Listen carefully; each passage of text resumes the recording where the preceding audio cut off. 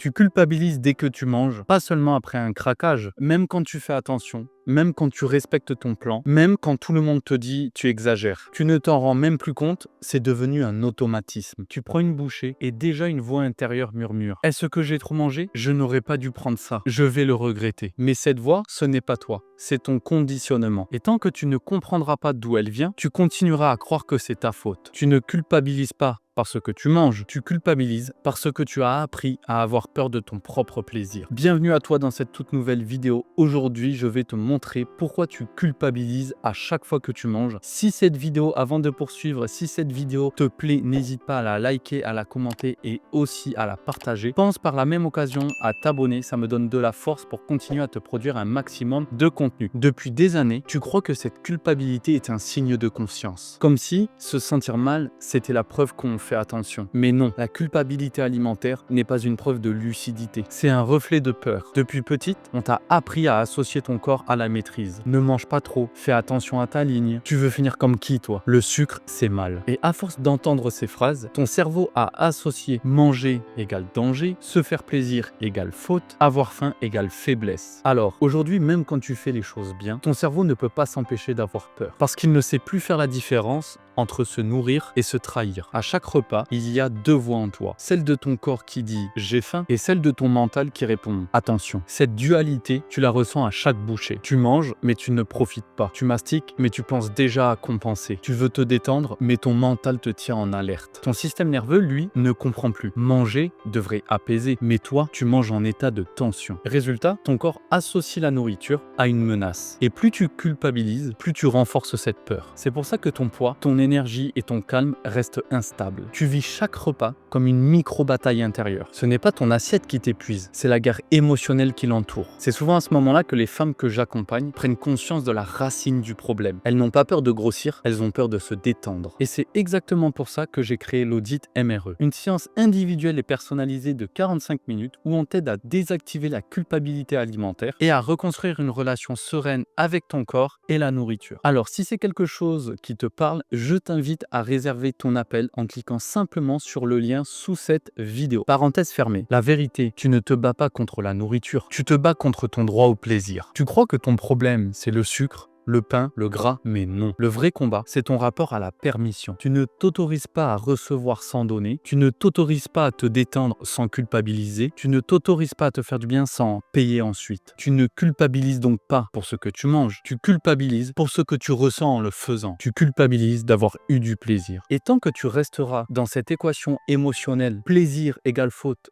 relâchement égale danger, tu resteras prisonnière du contrôle. Ce que tu crois être de la discipline, c'est juste ta peur d'exister librement. Tu veux être raisonnable, tu veux bien manger, mais à force de vouloir être parfaite, tu t'es déconnecté. Tu ne ressens plus ton corps, tu le surveilles. Tu ne vis plus tes repas, tu les analyses. Et le pire, c'est que cette rigidité crée exactement ce que tu redoutes. Les craquages, la culpabilité, la honte. Parce qu'un corps constamment jugé cherche toujours un moyen de se libérer. Et ce moyen, tu l'as compris, c'est la nourriture. Alors, comment faire en sorte pour déprogrammer la culpabilité alimentaire? Il existe 3 clés pour y parvenir. La première, reprogramme ton regard sur la nourriture. Quand tu t'apprêtes à manger, pose-toi cette question simple. Et si ce repas était une forme de soin, pas de faute? Cette simple pensée fait basculer ton système nerveux de la peur à la paix. Deuxième clé, change ta phrase automatique. Quand tu entends « je n'aurais pas dû », réponds-toi consciemment « j'avais besoin » et c'est ok. C'est la première étape de la réconciliation intérieure. Troisième et dernière clé, fais la paix avec ton assiette, pas la guerre. Avant de manger, respire profondément, regarde ton repas et dis-toi « ce n'est pas moi contre la nourriture, c'est moi avec la vie ». Ton corps ne te juge pas, il te parle.